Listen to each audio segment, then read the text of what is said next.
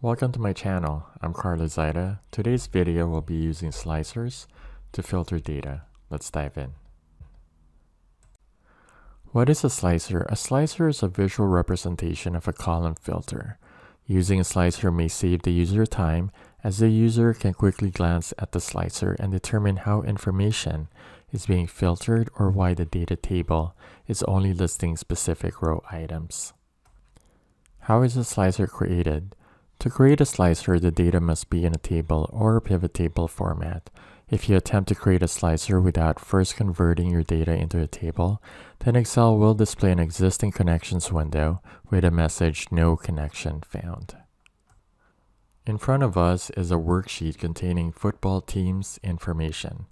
It shows team names, Super Bowl wins, and their location. The first step is to convert the information into a table. Let's click on a row and press Ctrl T. The Create Table window will display showing the data range and the My Table has headers checkbox selected. Let's click OK. Now that the data has been formatted as a table, we're ready for step 2, which is to create a slicer or slicers if you're using more than one. Before you create a slicer, we need to click in the table. Then from the top menu, let's select Insert, then click Slicer. The Insert Slicer window will display. Notice the listed checkbox items are nothing more than the table column names. We can select one or more or all. For this example, we'll select Super Bowl wins, city, and state. Then click OK. Excel will create the slicers, one for each selection we chose, and it'll be up to us to arrange them in the order we would like them to display. I find it easy to just arrange them side by side. So let's click on Super Bowl wins, then move it here just to the right of the data table. Then let's click on City and move it next to the Super Bowl wins. And then let's select State and move it next to City. Okay, we're done with arranging the slicers. As you can see, the slicers show us what filters are available to select and apply to the data table. All the filters are listed in the open, unlike column filters, which are hidden. With column filters, we would need to click on each column heading to reveal what filters are available to us. If you noticed, each slicer is tied to a specific column on the table. So the Super Bowl wins slicer is tied to the Super Bowl wins column, city slicer is tied to the city column, and the state slicer is tied to the state column. Each slicer has two icons, displayed just to the right of the slicer name.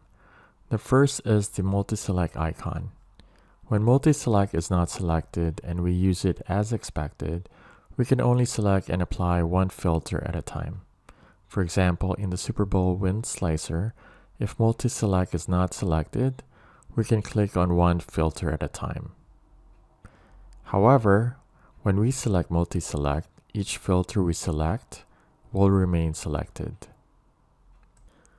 The second is the clear filter icon, used to clear the selected filters from a slicer. So if we want to clear the filters we selected from the Super Bowl wins slicer, then we would click on the clear filter icon. Note, Excel is flexible when it comes to selecting multiple filters even if the multi-select icon is not selected. Recall earlier I noted when the multi-select icon is not selected, we can only select one filter at a time. Well, Excel will allow the selection of more than one filter even if the multi-select icon is not selected. How? By using the Control key or the Shift key. Let me unselect the multi-select icon from the Super Bowl win slicer. Then let's select one win. If you press the Control key and without letting go of it, click on 3 and 5 wins, then let go of the Control key, Excel will display our selection, 1, 3, and 5 wins. Another way is to use the Shift key. Let me clear the Super Bowl win slicer selection. Okay, now that it's cleared, if we select 3 wins and then press the Shift key, and without letting go of it, select 6 wins and then let go of the shift key, then all the wins between 3 and 6 will be included in the selection. So although there is a multi-select icon that we can toggle on or off, Excel will allow us to select one or more filters without selecting multi-select. Slicers may or may not display a scroll bar. A vertical scroll bar shows automatically if not all the choices are displayed. For example, in the state slicer, a vertical scroll bar is displayed because not all the state names are shown. To view all the state names, we would need to use the scroll bar and scroll down the list. However, if we increase the height of the state slicer and make it longer to show all the state names, the scroll bar will disappear. And if we resize the slicer and make it shorter to match the other slicer's height, then the scroll bar will again display.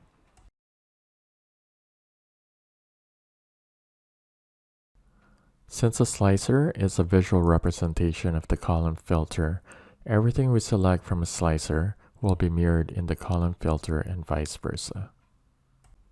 For example, if we select the Super Bowl wins slicer and select 6, Excel will apply this filter to the data and show only the teams that have 6 Super Bowl wins, which are the New England Patriots, or the Pats as they call them in Boston, and the Pittsburgh Steelers, the Men of Steel.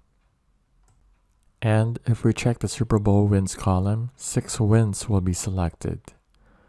If we clear the Super Bowl wins column filter, the Super Bowl wins slicer will also be cleared. And that's how a slicer is created and how it functions. Slicers help us to quickly determine how information is filtered and what filters are available for us to use. I hope you enjoyed this video. Thank you for stopping by, and I will see you next time.